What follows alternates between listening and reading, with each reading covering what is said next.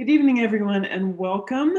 I want to start by, in addition to just welcoming you, just a few housekeeping notes before we start. We do have live captioning for this event tonight. At the bottom of your screen, just click the little live transcript button. And if you are interested in asking a question of our guests tonight, we will have about 15-20 minutes at the end for Q&A. And at any point during the presentation, you're welcome to go ahead and type questions in the Q&A box, and those will go to us, and we will collect them throughout the talk, and we will discuss them at the end. So also, this is being recorded, and we will have a recording of this event that we can release and share with you all in a couple of days. So once again, welcome. I'm Zoé Strecker, an art professor here at Transylvania. I currently hold a Bingham Young professorship with a project called Crucial Terrain: Ecological Flourishing, Environmental Justice, and Regenerative Culture in the Face of the Climate Crisis. This event series is part of my project, and our guest this evening, Dr. Sarah Ray, is the first speaker for the academic year in this series. In connection with this series, there's also a discussion group for current students and for other members of the Transylvania community, including alumni, faculty, staff, administrators, and members of the university's boards. All of the events are generally going to be on Wednesday evenings, and then the group will meet the following evening on Thursday for about an hour to engage in lively conversation about the event. And if you're interested in joining that group, there is a limited number, but we still have open spaces. Please contact me via email. I'm easy to find on Transy's website, but I will post it at the end. I'll post it in a chat for everyone to get, zstrecker@transy.edu. I'm very pleased and honored to welcome Dr. Sarah Jaquette Ray this evening. Dr. Ray is a professor and chair of environmental studies at Humboldt State University on Wiyot territory in Arcata, California. Her work focuses on environmental justice, the environmental humanities, climate justice activism, and climate psychology. She's the author of 2 books, The Ecological Other, Environmental Exclusion in American Culture, and most recently, A Field Guide to Climate Change. Here it is. How to Keep Your Cool on a Warming Planet. She publishes and speaks extensively on the topics of emotions, climate justice, and youth activism, and is currently working on a project to help educators better support students' existential needs around planetary injustice. This is called an Existential Toolkit for Climate Justice Educators. Her talk this evening is titled Coming of Age at the End of the World, an Existential Toolkit for the Climate Generation. Please join me in welcoming Dr. Sarah Ray. Welcome, Sarah. Hi, thank you, Dr. Strecker. And thanks to Transylvania for having me. Thanks for coming, and also want to acknowledge that I'm speaking to you from Wiyot territory, which is among the redwoods in Wiyot, and that land acknowledgement has me thinking a lot all the time about the relationship between Indigenous sovereignty and climate justice. So that's something that I spend some time talking about today a little bit, and in my work teaching and in my research. So I'm going to just share my screen and ask for you all, if you wouldn't mind, to take a moment, let me get the present going, to if you wouldn't mind in the chat, answer some of these questions, take a moment to think about it, and just put some of these in the chat so that they're there for us to kind of hang our thoughts around during this talk. Do you experience climate change in your daily life, and how does climate change feel to you? And I'll just give everybody a minute to think about that and put some answers in the chat. Oops.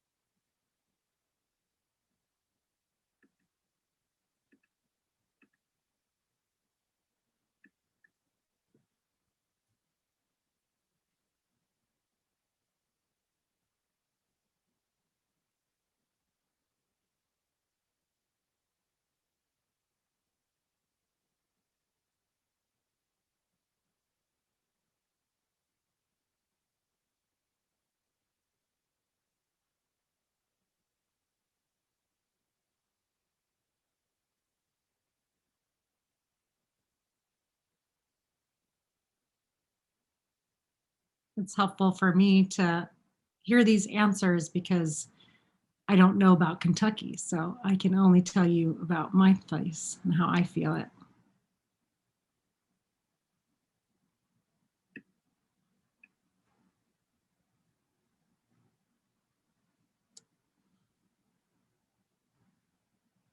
It's only 2 responses, that's okay. If you don't feel it. Oh, there we go. Thanks. Not much in my daily life, except more recently with all the weather patterns changing, extreme weather passing through. Yes, I experience it. I believe everyone does. Hotter summers, colder winters, it's frightening. Extreme changes in weather the past couple of years. Hearing about on the news a lot. Great, thank you.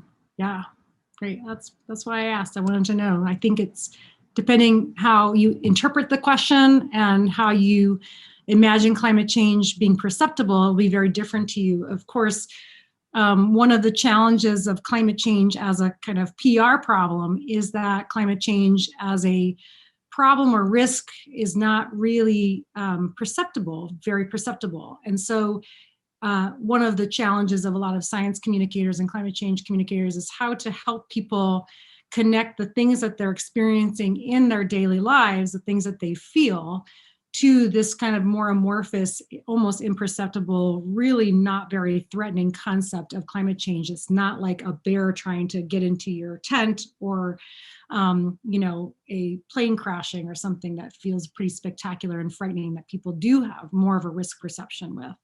So it's interesting to see the variety of what people say about that, because of course that's one of the challenges of climate change. So one of the things that I wanted to just start with is a slide of ways that I've seen climate anxiety coming out and being prevalent in dominant culture, popular culture over time. I've been studying climate change and climate anxiety for quite a few years now. My students were the ones who made me do it, so I'll turn to them in a moment. But I didn't realize when I started studying my students how pervasive these concepts were in scientists, what work people were doing with science. This came out in 2017, which was the first report that talked about the impacts of climate change on mental health in general and what was going to be happening with that, which is a field that's been exploding in the last few months. And then, of course, Leslie Davenport's work on clinical psychologists, thinking about how it is that clinical psychologists can start to improve their offering around climate anxiety. So that conversation started to happen.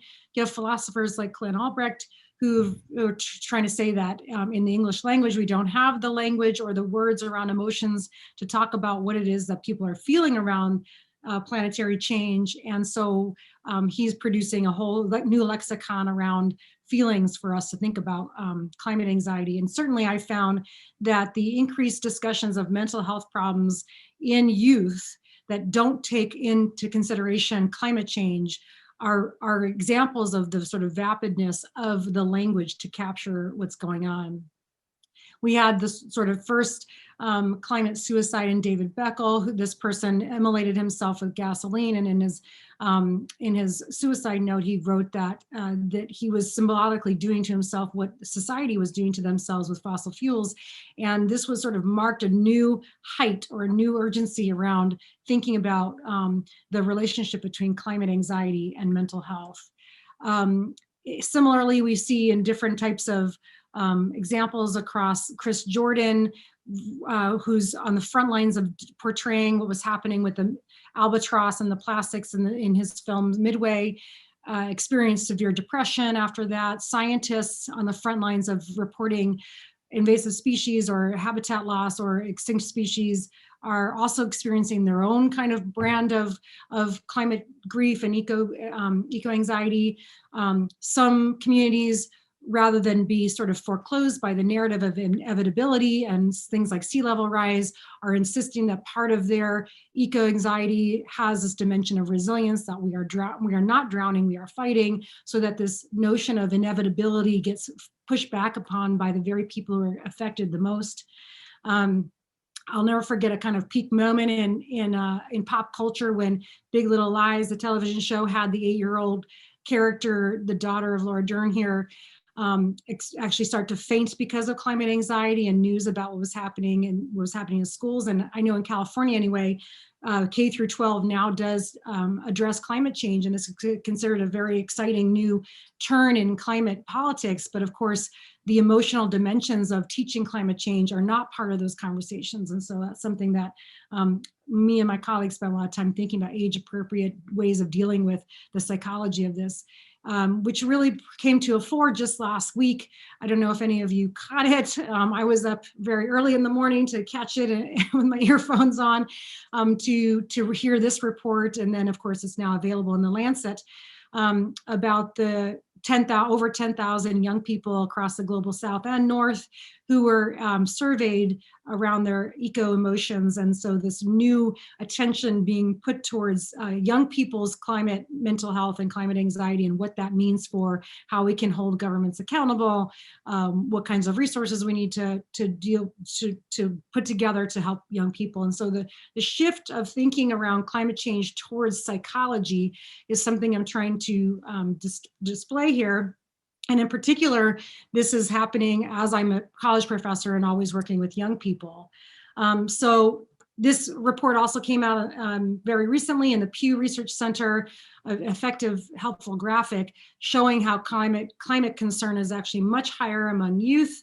And in that report I just mentioned, 77% of youth across the globe say that the future is frightening. And you can sort of see it here in the Pew Research is in industrialized nations, but the AVA's report is actually across the global South and North, trying to be a little bit more comparative.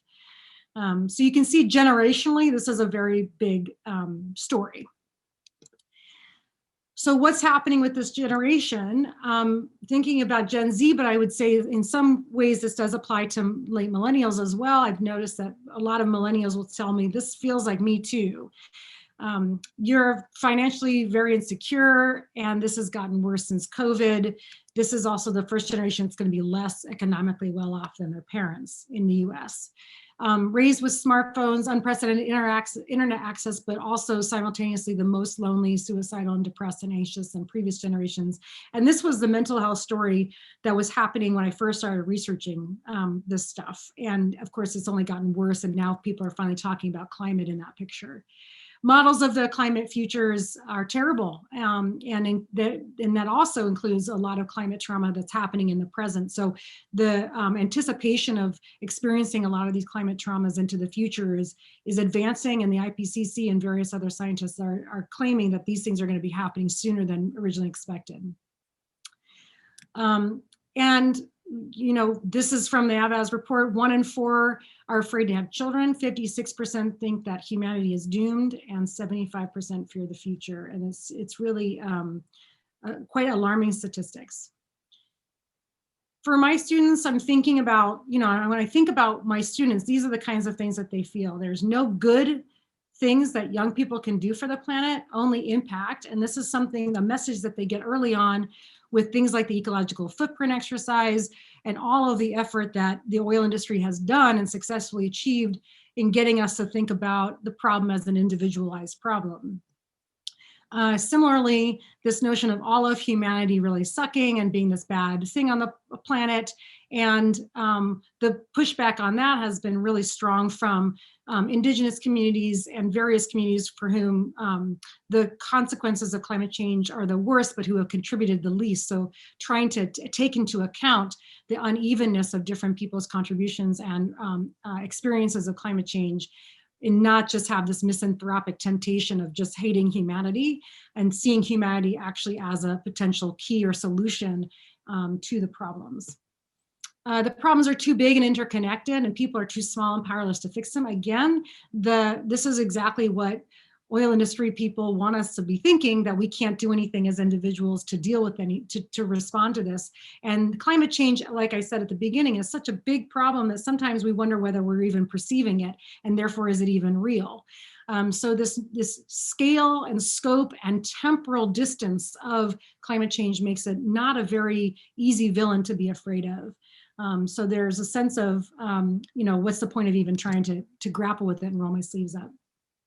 This notion of being past the point of no return, inevitability, and doomism becomes a little bit of a self-fulfilling prophecy. There's a lot of back and forth about this in the climate discourse world, that that if there's no point in even trying to turn back the clock on climate change, then we just give up. Kari Norgaard in her work has proven or shown in her research that it's easier for people to imagine apocalypse than a post-fossil fuel society. And so, as we can imagine, not being able to have a radical imagination for what we want or desire, what's possible in the future, means that it can become a self-fulfilling prophecy. So lack of imagination about, what could happen after fossil fuel is part of the problem. Young people, or at least my students, often fear that their life course is really unclear, and they know that it won't be like previous generations who have benefited from an extractive economy and built a sort of life course on that, including having children, having jobs, and retiring, and being able to sort of not have the impact of those actions experienced in their lifetime.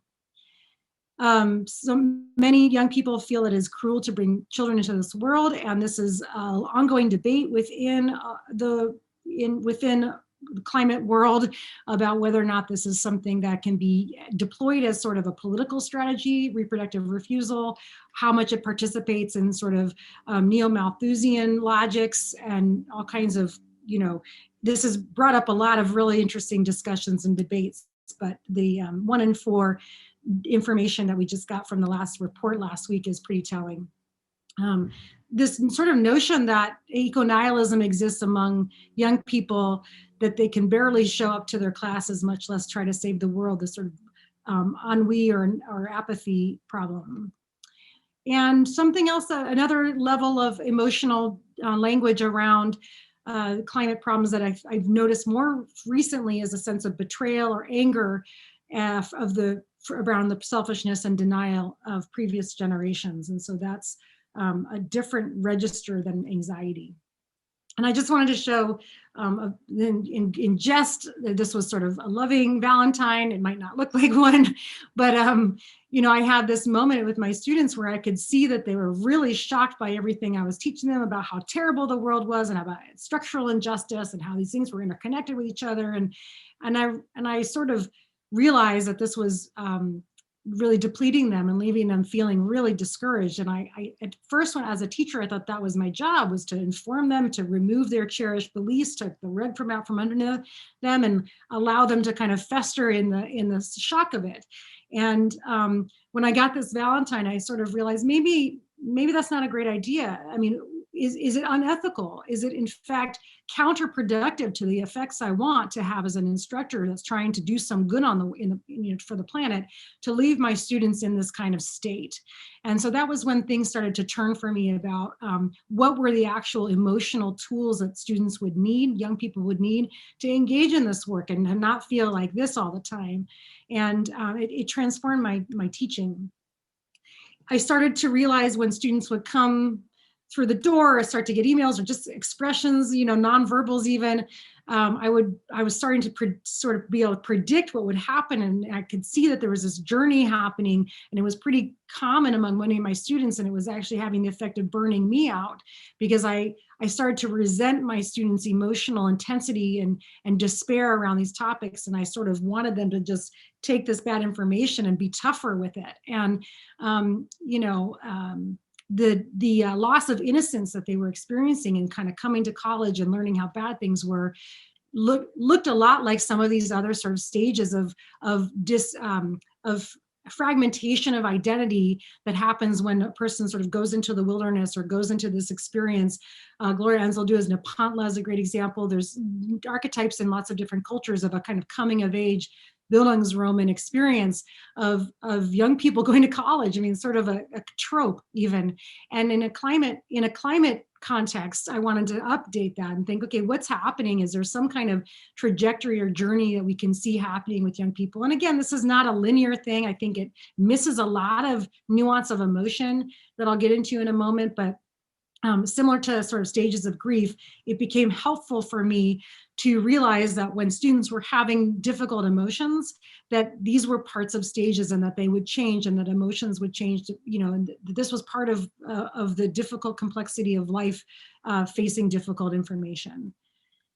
And I really love Gus Speth's quote here that has helped me make the case to so many people that we need more than just scientific, technological, economic, and political tools to deal with the climate crisis. We need these emotional and existential and cultural tools, which is the world that I work in as a humanist. And so this to me felt like a real call to get to work as a humanist. What are the tools that we can bring to the table? Where here in his quote, he says, "I used to think that the top global environmental problems were biodiversity loss, ecosystem collapse, and climate change. With 30 years of good science, we could address these problems, but I was wrong." And as we see more and more and more information getting out to people, more educating of people, even with 70% of Americans concerned about climate change, still that hasn't shifted the tide. So really the top environmental problems, he's concluded, are selfishness, greed, and apathy. And to deal with this, we need a spiritual and cultural transformation, and scientists don't know how to do that. And so we have this moment opening up for sort of all hands on deck, all the tools in the toolbox. Climate change is no longer just a scientific area of study. And certainly the data that we're learning around climate anxiety suggests that it's actually a mental health crisis. And what does that mean for what actions we need to take would be different than if we just accepted it as only an environmental problem. So just some examples, research that's been coming out in the last few years about climate change's effect on mental health have been really helpful here. I'm not actually citing the actual research, but you can look these things up. Heat increases interpersonal conflict and suicide. Air pollution has been linked to psychiatric distress. Of course, extreme weather events creates forms of trauma and displacement. Indigenous communities report loss of kinship relationships with the environment, although anybody who doesn't have a relationship with the environment could be said to be having this latent form of trauma too. There's a sense of betrayal and moral injury. There's a worry about the future. All of these forms of mental health have been documented and researched. But I want to kind of highlight the point that it's not just this one directional thing that climate change is having an effect on mental health, but that also mental health it affects our ability to mitigate and deal with climate change. And so it becomes this negative feedback cycle if we're not really careful. In addition, I want to really highlight this bottom bolded point that these impacts, although they're directly related to climate change, exacerbate or compound existing traumas like colonialism and patriarchy and white supremacy and other structural forms of injustice, which also in turn exacerbate climate change. And so I really want to draw attention to the fact that sometimes when people talk about climate change being the cause of some of these problems, it makes it really easy to not actually point fingers at these very existing human structures that can be changed, like Ursula Le Guin's beautiful quote that we live in capitalism. It feels like something we can't change, but so was the divine right of kings, and anything that's created by humans can be changed and resisted by humans. And climate change feels like something that is not changeable. It's not it doesn't feel like it's created by humans. It feels so big, it's out of humans' control. It's been set off into its own intelligence now. And I very much want to bring this down to these are human structures that are creating these problems, and they're therefore human structures that can be deployed to address them. And if we fail to do that, we exacerbate climate change. And this is what this graph really effectively shows, that we can be, on the left you see in a reactivity cycle, climate disruption, which is the triangle, creates reactivity, which creates more stress, which decreases our ability to mitigate climate change through, including mental health. Whereas in a resilience model, we have growth and ability to cope with these things, increase resilience, and therefore greater climate mitigation. And obviously, we would prefer what's on the right side of the column, but that takes an extraordinary amount of building interior resilience, resolving things at these spiritual, existential, and cultural levels that Gus Speth was mentioning. So to sort of like the punchline of this is that a lot of times people think that inner resilience is separate from structural change, that working on your own strength and your own ability to show up and do the work is not as important as big structural change at higher levels of impact. And I'm trying to argue that it's not either or, it's really both are necessary in order to continue to do the work and to be able to absorb and carry on when we have challenges. Climate change affects mental health, but mental health is also necessary to address climate change. And so I'm trying to make sure that the feedback loop of these things is kept into the conversation, because the structural versus interior is not this clean-cut division. One of the ways that people have started to address that very insight is to really bring trauma-informed skills into thinking about climate psychology. And the form thing that's on the right in black and white comes from the Bain Nonviolent Communication Center, which works on thinking about how it is that we respond when our basic needs are not met, versus how we respond when our needs are fulfilled. And if we think about our interior resilience as the response that we have to when our needs are fulfilled, it helps us actually actively seek out those needs. And those needs are things not just like having food, having shelter, being able to have some sort of control over the conditions of our existence. They are also things like being optimistic, being inspired, having purpose, being thankful, being joyous. And so some of these insights about the interior life have been very important for activists for a long time. And of course, the graph on the left gives us this sort of picture of trauma-informed resilience training, that this sort of optimal zone in the middle is when our amygdalas are not over or under aroused, and that we're able to tap into kind of prefrontal cortex ability to reason and to take a pause between stimulus and reaction and really respond with wisdom around what it is that we should do. And that ability to expand our range of resilience so that we can handle difficulty and still act in wise ways is a practice, and it takes a lot of work, and it's a lot of interior work too. And in the world of mindfulness, that's one of the places where some of that effort is being implemented for the social movement of climate activism. I think trauma-informed work is one of the places where some of the most important contributions are happening around climate psychology. The other side of the story is that Generation Z and young people are, in fact, extremely positively engaged in this work. They have superpowers that I think we ought to be leveraging, and they ought to be leveraging, and that are really exciting to see. And anybody who works with young people knows this. They're the most ethnically diverse generation in US history. They care greatly about climate change, and they really see the interconnections between social justice. They're coming to us with a systems analysis of climate change and social justice being interconnected. They've gotten that. They've perceived climate change in their daily lives. Actually, something like 50%, about 50%, according to that study I mentioned earlier, of young people experience climate change in their daily lives. So they feel that they experience it in their daily lives. And that ability to connect the dots between what they're experiencing and this larger story of climate change is a huge achievement. They're also politically engaged at unprecedented levels. 83% of youth believe that young people have the power to change the country. And this is a radical change. This is a whole 10% up from 2016. And I feel like since my time as a young person, that's got to be, I mean, I don't know what the data is from when I was young, but I certainly did not feel this way when I was young. They have not just participated in, but they've actually been the leaders behind the movement for Black lives and climate justice movements that we've seen in the last few years. They are also, according to a brand new Pew report as well, more flexible and adaptable, which makes them much more resilient to cope with and mitigate and be resilient in the face of climate change.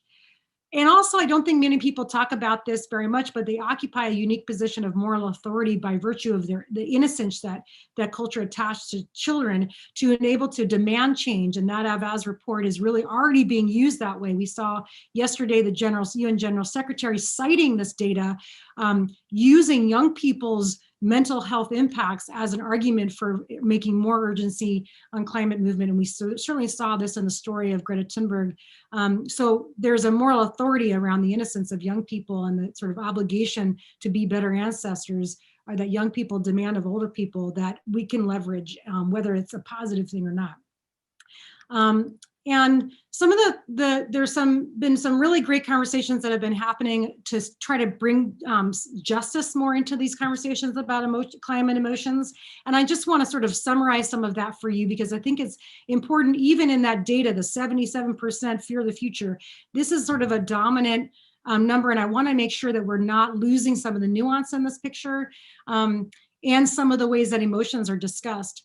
One of the insights is coming from books like Sarah Ahmed's work about happiness. Affect theory describes emotions as being situated. They emerge out of particular contexts. They're not universal, as previous research had been done. This is also thinking about the work of how emotions are made, or yes, I think that's the name of the book, How Emotions Are Made.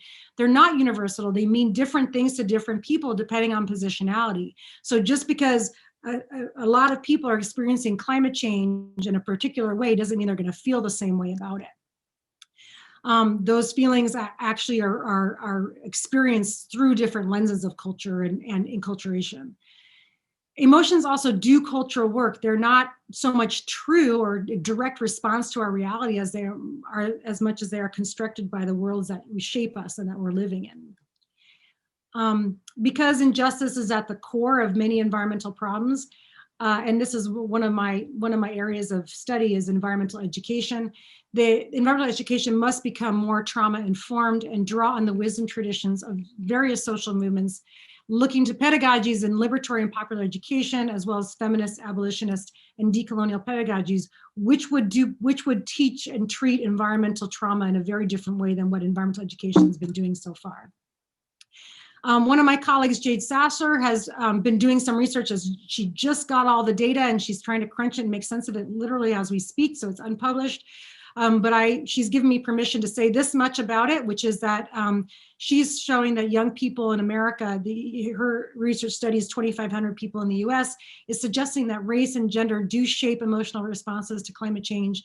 It turns out young women of color are more likely to be worried about climate change than those who identify otherwise. And I love the work of Marianne Heglar. She has this beautiful essay, Letter to the Climate Movement, that's about existential exceptionalism, where she talks about climate change not being the first existential threat to many communities historically. And so that goes back to that point about climate change exacerbating existing social structures, and not necessarily. So when one person says, I'm having a lot of anxiety in this context, they might not be attributed to climate change. Climate change might be one compounding problem among historical problems. Many of these same people are arguing that climate change is actually a product of colonization, or a product of Western ways of thinking, or a product of slavery, or a product of inequality. And so those kinds of arguments then come unfold from there. I'm thinking here about the critique of the urgency mode of climate change discourse from folks like Kyle Powys-White, who's an Indigenous philosopher and climate change expert, writing about Indigenous time, thinking about the disrupted kinship relationships as really the root of climate change. And so rather than just getting carbon out of the atmosphere, what we should be focusing on is repairing kinship relationships. And so this changes the urgency narrative. He critiques the urgency narrative as an excuse to sort of run over different ways of thinking about solving the problems. And so whether people are afraid of the future depends a lot on whether they like what happened in the past or in the future, and whether they like what's happening in the present or not. So a lot of people might not be living in a progressive narrative, or a narrative where there was a rosy past and things are getting worse. That narrative around whether or not things are unfolding towards something positive or declining towards something terrible very much depends on your position. And for example, there's this wonderful phrase that's been coming out in the climate justice movement, that we're in a womb and not a tomb. And what would that mean? This what do you call it? Sort of graffiti, urban art installation here is a great example of that I think COVID brings to light, this kind of critique of normal, critique of the status quo, that climate change activists have been asking for some time, for us to criticize or critique that the normal is not useful, it's not good, it's damaging and harmful. And in fact, maybe we are in a womb and not a tomb. And one of the things I teach my students is an article that talks about environmental studies students as midwives for something in the future. And so we have to be able to imagine what that future would be. We have to build that future. We have to have tools and skills to build that future, instead of just despair and stories of apocalypse. And so this quote says, "We will not go back to normal. Normal never was.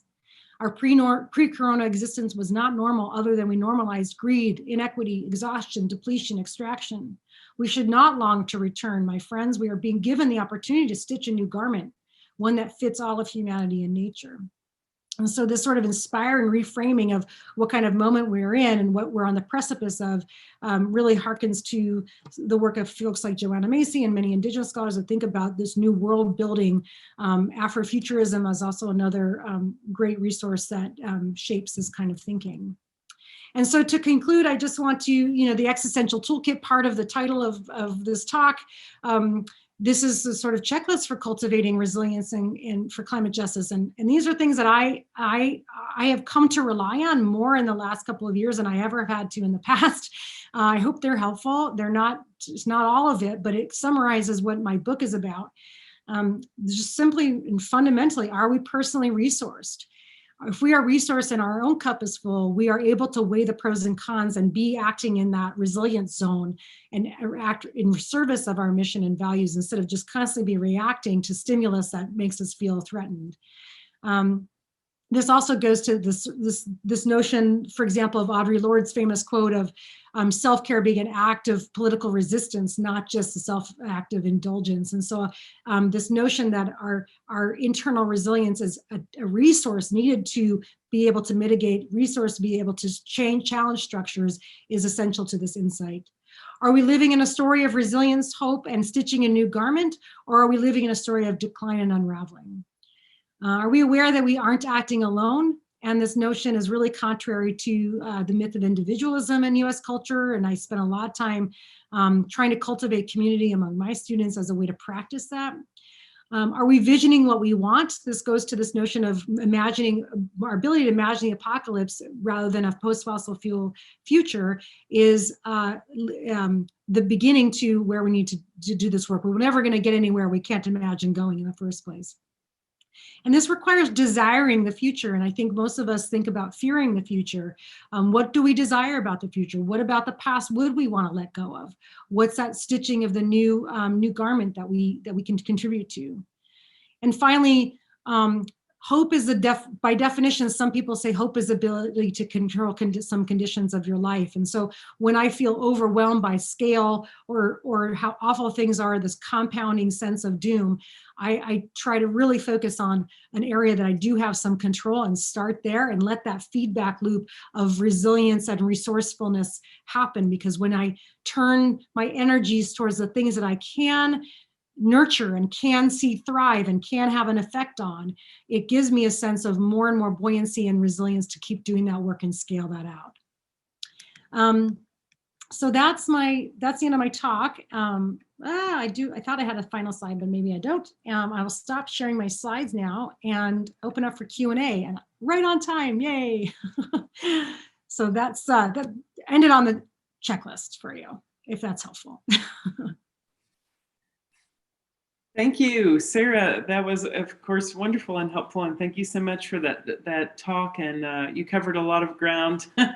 And we'll need to refer back to your book to do ongoing research on this. I wanted to also say that I have a small faculty learning community that's part of this professorship project, and we're reading your book currently and discussing it in our group. So we hope that this spreads to other members of our community on campus and that we can keep returning to some of the concepts you've covered this evening.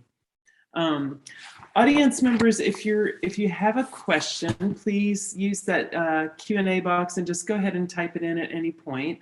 I thought I would go ahead and launch us while you all are thinking and typing, launch us with a couple of questions that I wrote down while you were talking. And this connects with one of the last things you just said from your checklist. This lack of imagination of what life might look like after fossil fuels. You mentioned that, and then this being able to vision, as you said, vision the future. How have you, in your work, have you learned that people are successful in coming up with visions for the future, imagining what life might be in a place and a way that we might flourish? There are so many resources for this. I think about so much of the Afrofuturism. I'm thinking here about Octavia's Brood is a wonderful book that Adrienne Maree Brown has collected. I'm thinking here also of all kinds of Just Transition Network or Transition Network has done a lot of that work. Project Drawdown has done a lot of that work. There are examples of this kind of all over the place of people who have put together, this is what it would look like, in recognition of the fact that the lack of imagination around that is part of the thing that's stumping people from manifesting it. And so for example, one of the things I do with my students is I require them in their senior year to do a senior capstone to see how somebody in a community is trying to do this. And just being tapped in even for 30 hours of a project, being exposed to an organization that's trying to manifest that stuff. We are really fortunate where I live that there are just sort of embarrassment of riches on this front. We have so many organizations that are doing this kind of work. Sustainability, justice, food security, housing, any direction you want to go on this, public banks, art.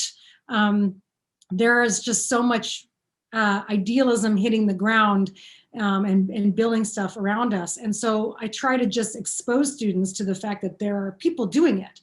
And unfortunately, that is not the dominant story that we are exposed to. There's something like 85% of media that covers climate change covers it in the doom, inevitable, negative frame as a disaster. The other side of the story is that there's all of these people, the blessed unrest, as Paul Hawkins calls them. Joanna Macy calls them the great turning. There's all kinds of ways of framing, a different type of story where all of a sudden casts light on the many, many, many, many people who are out there doing this work. And we don't just need to know who's doing that work because we need to network, or we don't need to have access to that story just to make us feel better that things are getting taken care of, and so we can sit back on our laurels because they've got it covered. We actually need to know those stories so we can emulate those models. We need to hear how it is that they're doing it over there on the ground. How is this community pulling together that kind of intentional community? How is that group, removing, balancing the need for a reduction in going carbon neutral with indigenous land sovereignty. I mean, all of these stories of success are important for models for us too. And we just need, if our area is journalism and positive and solutions journalism, what we could do is actually expose those stories a lot more so that people can feel like they're surrounded by all that, and in community, that they're around people who care, they're not alone.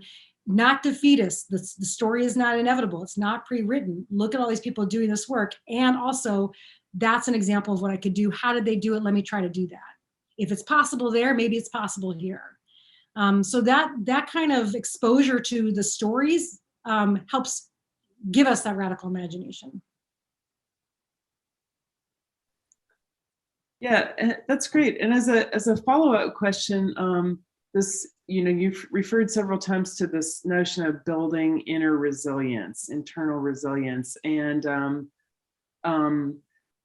I was wondering if you could talk a little bit about how building community helps us, or how does that work within community to build resilience? What is the relationship there, and what have you seen both from your studies and just in your observations with your own community and your students?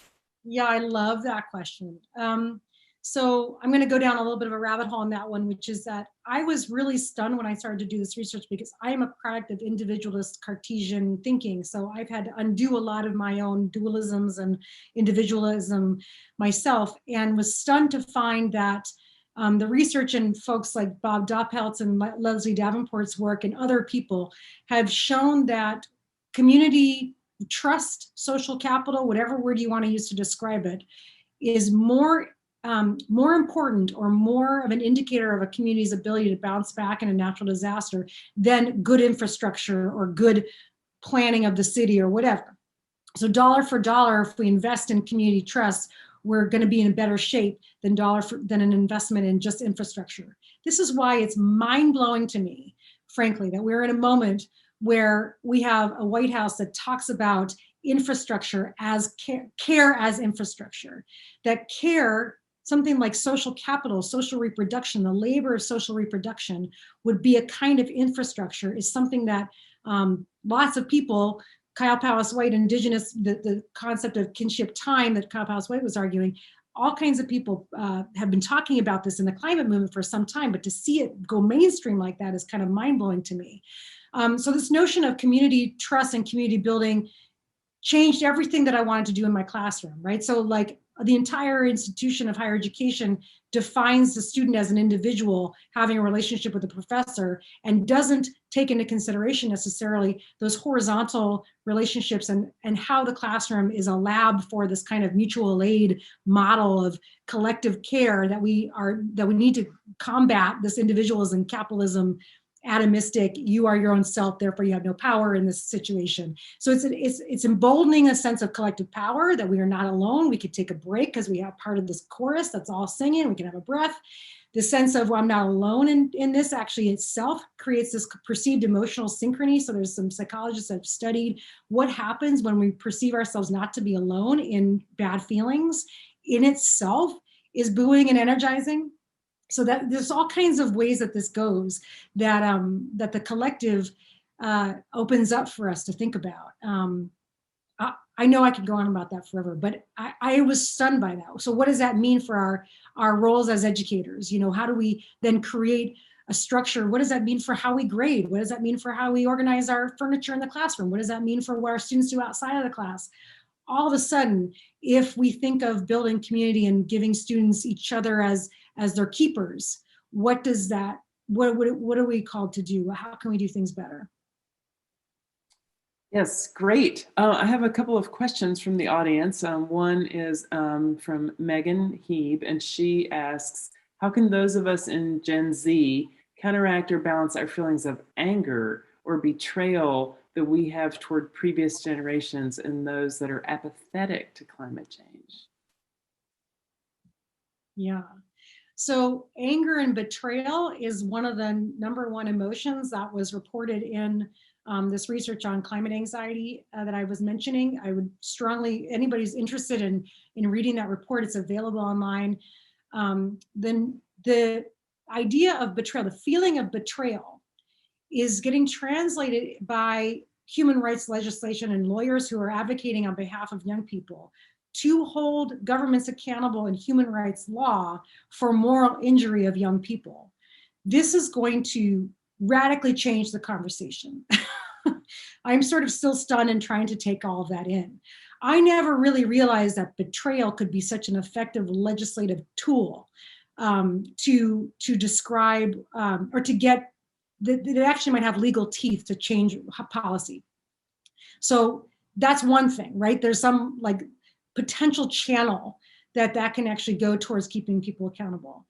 Another thing to remember is that anger in itself is not a bad thing, and it is not something that we need to solve or get rid of, or I think the word was counterbalance. Maybe counterbalance is okay, but I don't want us to go down the path of thinking that anger is somehow a shameful feeling or something we shouldn't have. Anger is a legitimate response to the situation. And you know, part of what helps me think about it is, excuse me, I started getting a tickle in my throat. I might have just have a sip of water for a second. All excited talking about this. Sorry. That anger does have the effect of burning us out, right? If we think about what chronic stress and chronic anger does to our, physiologically speaking, it is not a long-term viable emotion to spend a lot of time in. So we do need to do the work that we need to do to not be in that all the time, but it's also a very effective leveraging tool for getting change to happen. It has historically proven to make a lot of social change happen. So thinking about how to strategically use it as an emotion, one of the things I think is super fascinating about this research is how these different emotions, guilt, anger, hope, whatever it is, joy, have particular effective context, rhetorical situations, if you will, depending on the audience and the person feeling it, that we can deploy effectively if we understand it better. And it has everything to do with positionality. Anger in one person is received in one way, in a way that anger in another person isn't. We know this is gendered and raced. So there's all kinds of ways that that we can deploy anger effectively. And we also want to make sure we're watching out what it's doing to us personally.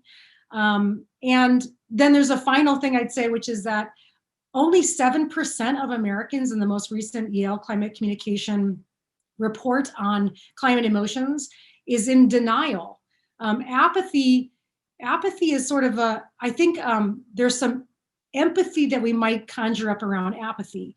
Cognitive dissonance leads to apathy. Apathy is a pretty natural response to not knowing what to do with the information that's being given to us. And the way that dominant society has created it is that we are given information that we can't really seem to do anything about. There's no clear solution. This cognitive dissonance between the reality I think I'm living in versus what kind of systems I'm living in that are hard to get out of makes apathy kind of an obvious place to go. And in fact, it even could go into some sort of, easy solution of denial. The vociferous denial that we hear from oil companies that's really insidious and evil is one type of it. But there's also the kind of apathy that I have a little bit of empathy for, which is people not knowing what to do in the middle of all of the feelings of it. And so how can we move people and help people move from apathy towards action or some kind of plugging in or some sort of purpose or some sort of engagement is actually an exciting challenge that might be a way to channel anger. And also I think that knowing, there is a lot of people in older generations. I mean, we saw that the data I showed you showed that young people care more, but it's incredible to me, the desire by older generations to have intergenerational conversations and understand younger generations and to figure out what to do to support them. The amount of places that I spend time in talking to older people about how to understand and help younger people is very encouraging to me. And so I'm not saying you shouldn't have anger. There's a lot of complicity there, but there's all this nuance too. It's a great question. That is a great question, and that leads, what your answer leads beautifully into a question that came in from Evan Welch. Evan asks, why do you think that climate doomerism is so prevalent, especially in radical spaces? Is it connected to the idea almost of capitalist realism, the idea that we can't exist without an exploitative, extractive economy? Or is it because people in radical spaces may have become disillusioned by the response of the general public to structural injustices?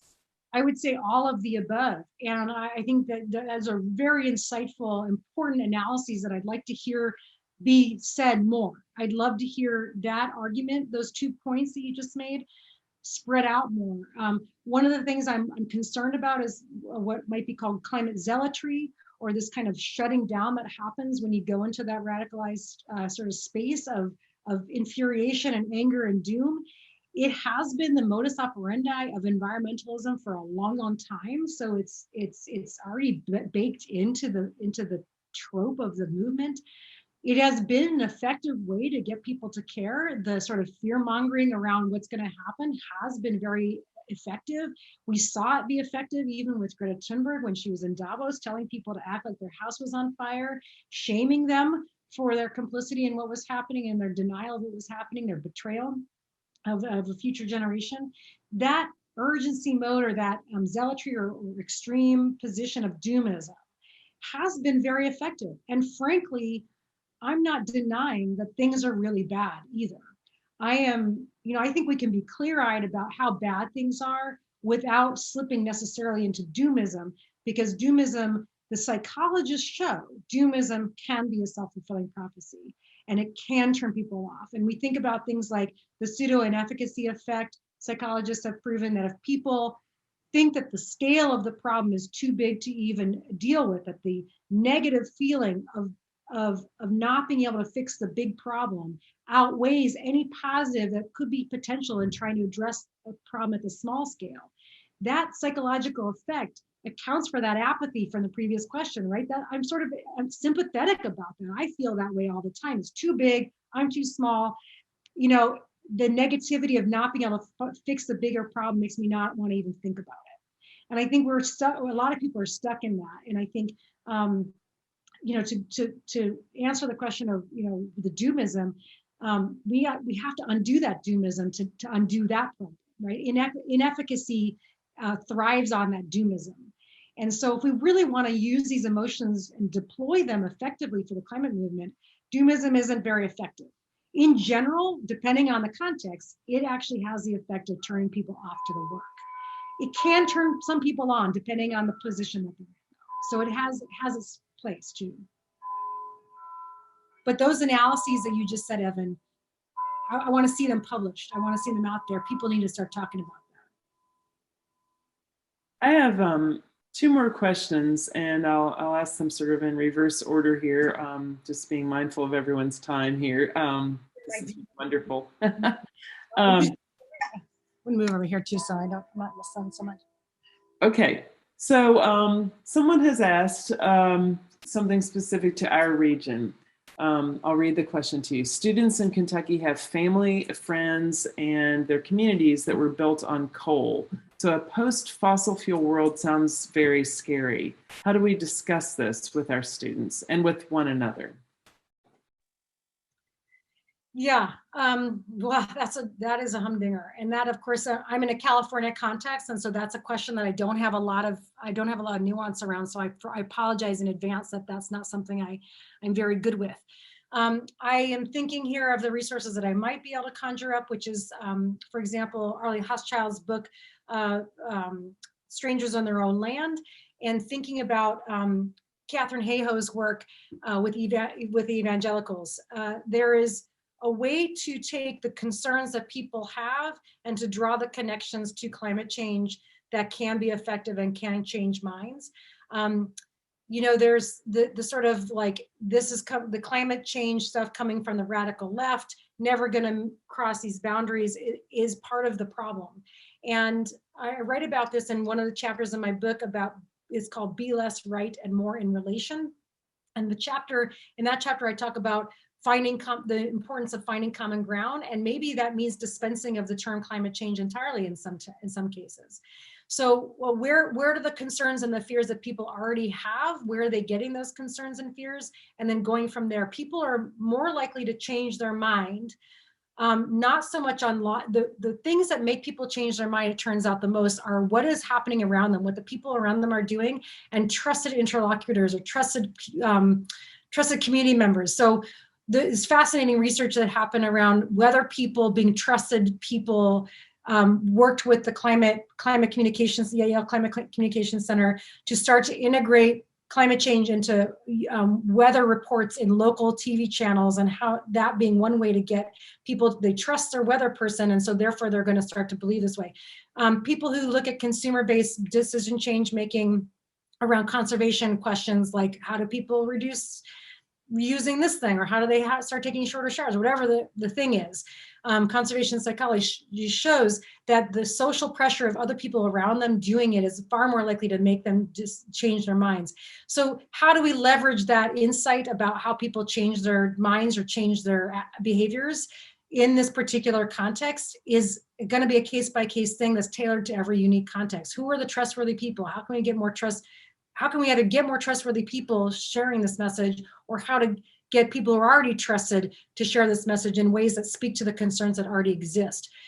Beating people over the head with your righteousness about climate change being a problem is something, as I tell my students, never actually gets people to change their minds.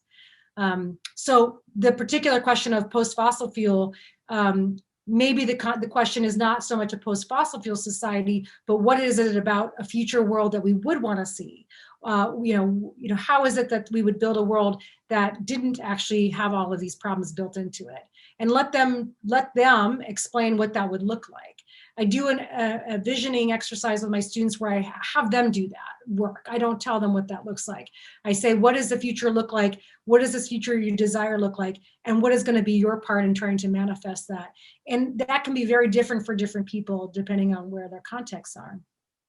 It's not a great answer, but it's a good question.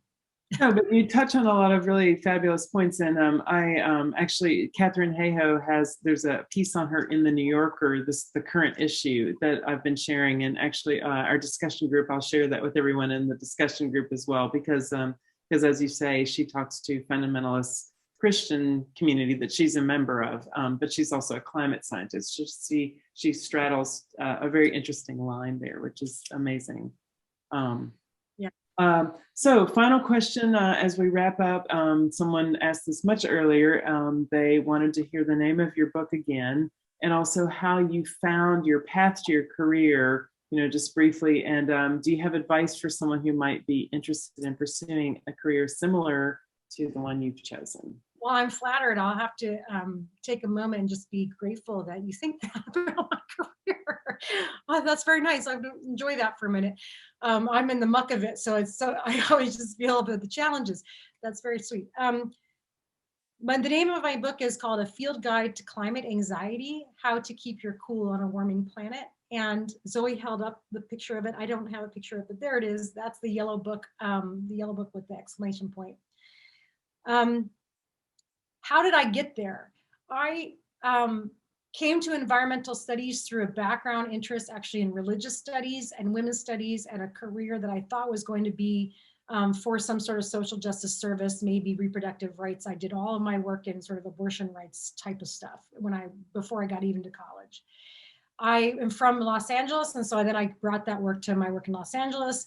And someone in graduate school said to me, the environment and nature is a very interesting way of understanding social justice. So I said, no, I don't see anyone doing that. I find that fascinating. For whatever reason, I globbed onto it as an idea, studied it through graduate school, got very interested in environmental justice and why it is that the environmental movement has historically not actually been welcoming to communities of color or in sync with social justice movements.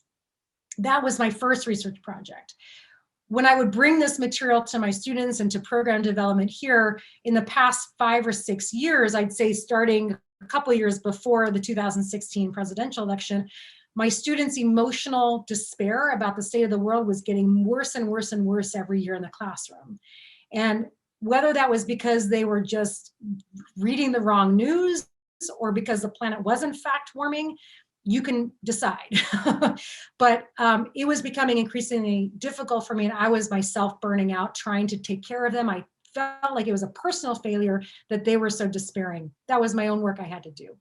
So in that journey of my own work, thank goodness I had this background in religious studies, because I kind of came back full circle to a lot of that work, realizing that the interior work that I needed to do to be of service to my own children, much less my students, much less my work, much less to the planet, that I was really depleted, and I needed to figure out how to balance that better.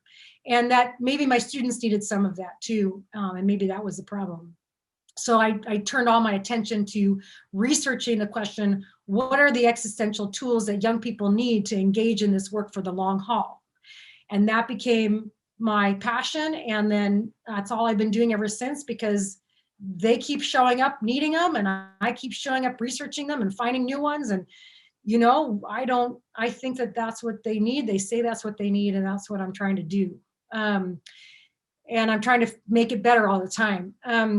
It's not always, it's a very dynamic field, so it's exciting, and young people are always changing, which is exciting too. Keeps you on your toes.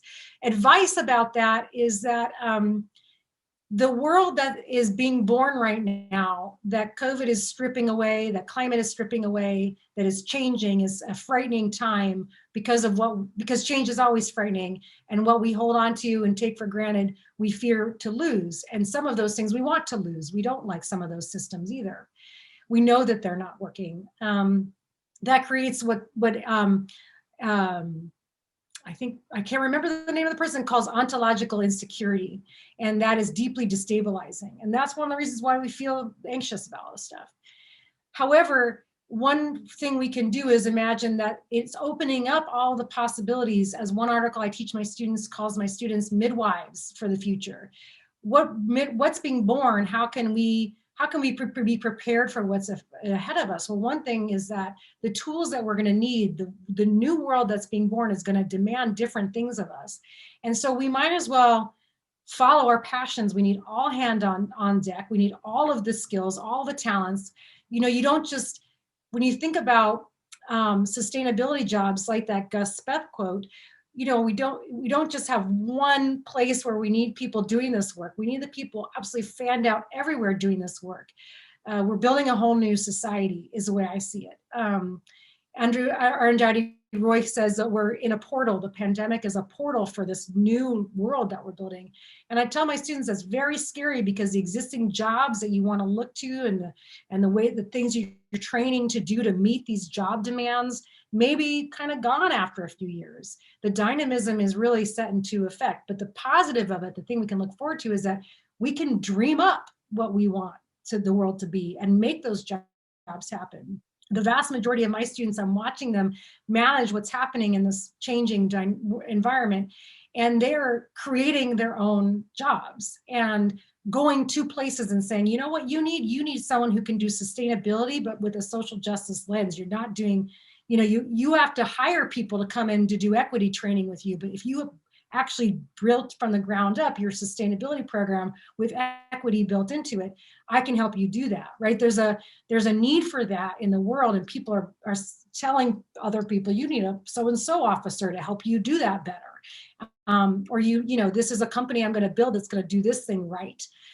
So there's a infinite possibility. And so to hang your skill set or your training to one particular career track wagon because some market that exists now is telling you to, it seems to be the mistake to me. Building resilience, welcoming dynamism, rising to disaster through community resilience and trust. These are skills that are going to be needed ahead of us. That we absolutely need to build this new world. But I do actually think people are going to pay you to do that too. I mean, we need to pay bills too. So I realize that there's a tension there. I'm seeing it happen. It's happening around me. I'm actually weirdly optimistic about the job prospects for my students in this moment. I feel very optimistic, more optimistic than I ever have. And I should probably get some data to back me up on that. That would be good. Well, we'll be expecting that from you. That will be your next, your next book, your next visit with us. Thank you so much for addressing all of these questions and for sharing your background and compressing so much research into a really energetic talk. We appreciate it tremendously. So, and thank you everyone for coming this evening. And like I said, please get in touch with me if you'd like to be a part of the discussion group. Tomorrow night at 7, we will discuss this evening's lecture by Dr. Sarah Ray. So thank you, Dr. Ray, and thank you everyone, and have a wonderful evening.